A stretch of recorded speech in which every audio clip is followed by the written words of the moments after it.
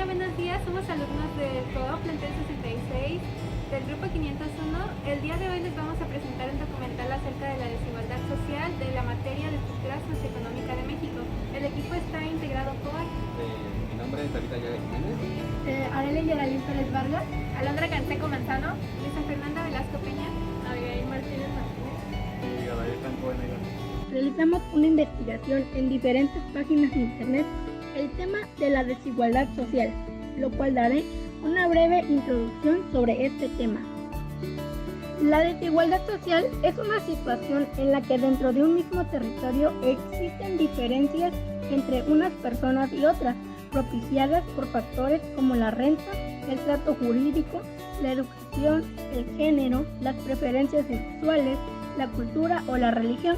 El concepto de la desigualdad social va más allá de su versión económica, aunque parece que esta variante es la más importante.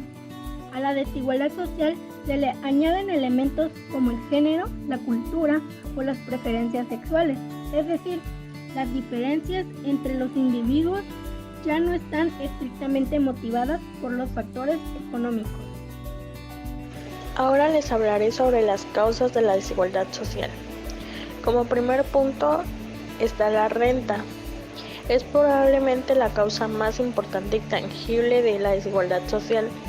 Factores como el trabajo, el salario o el patrimonio pueden condicionar la vida de una persona y desplazarla dentro de la sociedad, generando situaciones de exclusión. Como segundo punto está la educación. En países donde la educación no es universal, también el factor que aumenta la desigualdad. La educación es el verdadero ascensor social, por tanto, las personas que pueden acceder a ella tienen más posibilidades de mantenerse en una posición desfavorable. Como tercer punto están las leyes.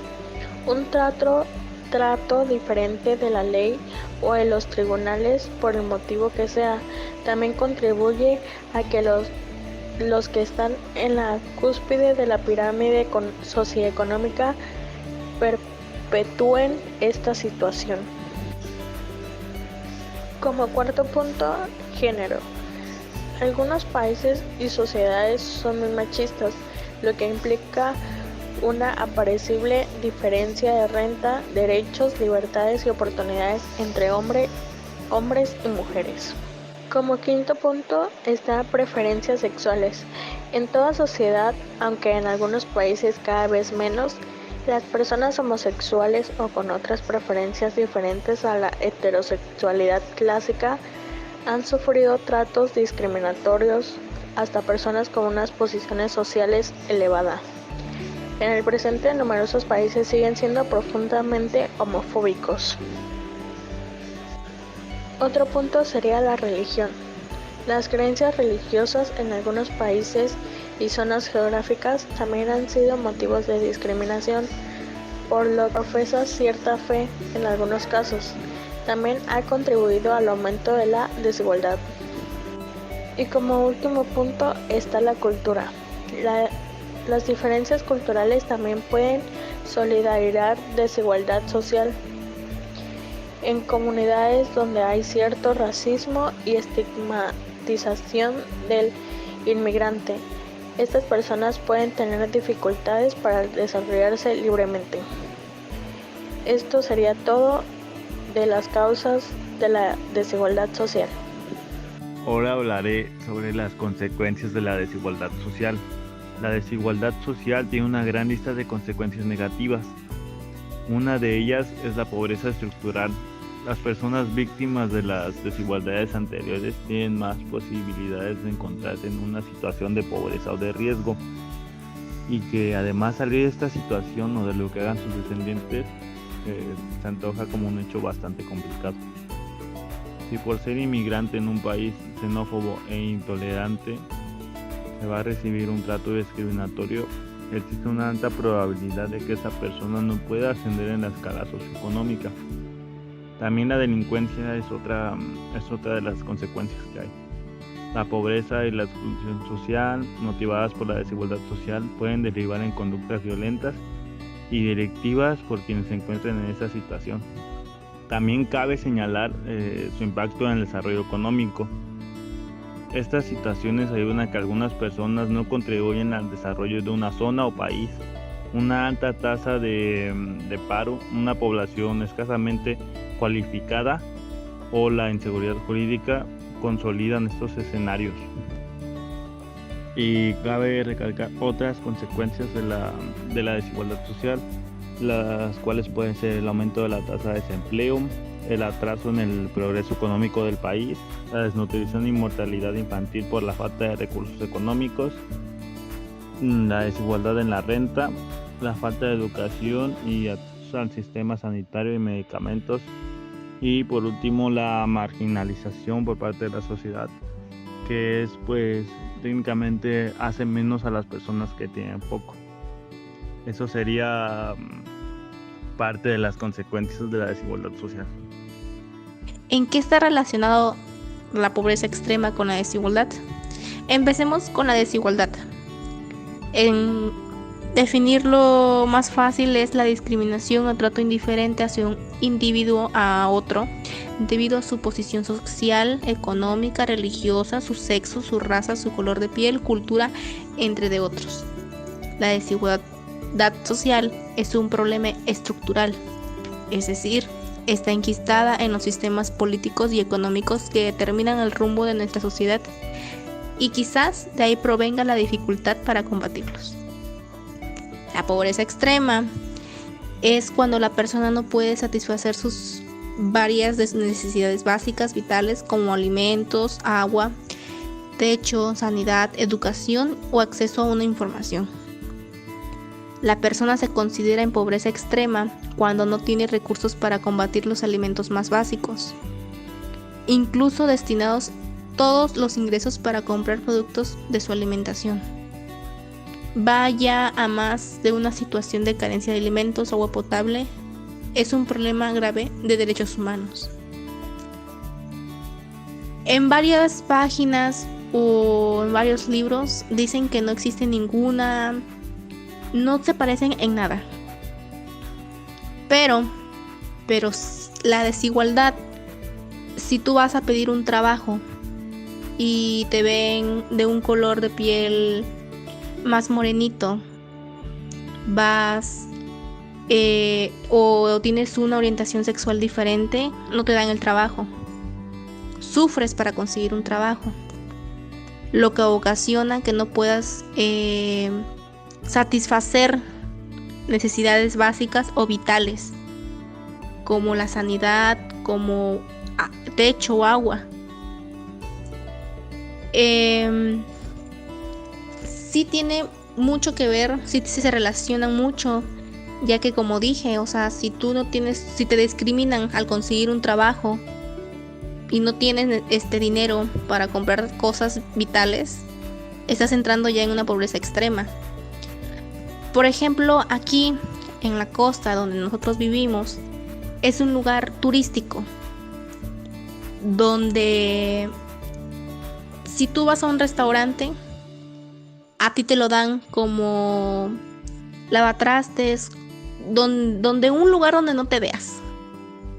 Pero al contrario, si va un extranjero de ojos azules, a él le dan un trabajo de recepcionista, de meseros, para conseguir gente. O sea, es una discriminación bastante, y ahí lleva el color de piel y su posición económica, porque se supone que ellos son extranjeros y tienen dinero y a ellos les dan un trabajo más fácil que a una persona de su color de piel, su personalidad o hasta religiosos. Si ven que son de una cultura o una religión diferente, les dan un trato más especial, se le puede decir. Tiene mucho que ver ellos los dos conceptos, pobreza extrema y desigualdad. Ahora ya dada esta pequeña introducción, vamos a mostrarles algunas desigualdades que se dan aquí en Puerto Escondido. Nos centramos un poquito más en esta diferencia, ¿no?, que hay luego entre un lugar y otro. Por ejemplo, en comparación con una colonia o una residencia, en los lugares como que un poquito más alejados del centro y ya los otros que están como más dentro de la zona turística de Puerto. Pues vamos a comenzar.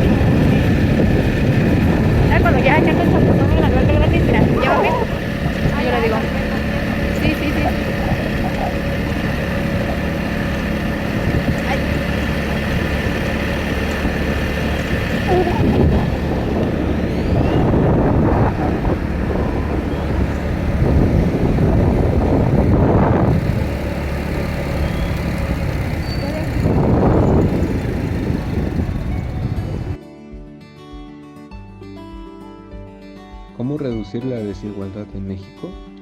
Como punto número 1, consolidar un sistema de seguridad social universal efectivo. Como segundo punto, incrementar los recursos de las 5 entidades federativas más pobres del país para así mejorar la infraestructura escolar, construir nuevos centros y hospitales y aumentar las becas para estudiantes de bajos ingresos, en especial en el nivel medio superior. Como tercer punto, a nivel nacional, enfocar los recursos e incentivar la matriculación escolar en el nivel medio superior, ya que este es el que cuenta con el mayor número de deserción entre estratos de bajos ingresos. Como cuarto punto, una nueva política industrial para que la clase trabajadora mexicana pueda insertarse en el mercado internacional con empleos dignos y de calidad. Como punto número 5, elevar el salario mínimo hasta la línea de bienestar, seguido de aumentos graduales de acuerdo a la inflación del país. Como punto número 6, la creación de mecanismos innovadores para la exigencia de transparencia y rendición de cuentas, empezando por la correcta implementación del Sistema Nacional Anticorrupción que permitan el buen uso de los recursos políticos. Como punto número 7, restablecimiento de un impuesto a la herencia. Como punto número 8, mejor recaudación del impuesto predial sobre la propiedad. Como punto número 9, mayores impuestos a rendimientos de instrumentos de renta fija y variable en mercados de capital. Como último punto, evaluar y diseñar un piloto para la implementación del ingreso básico universal.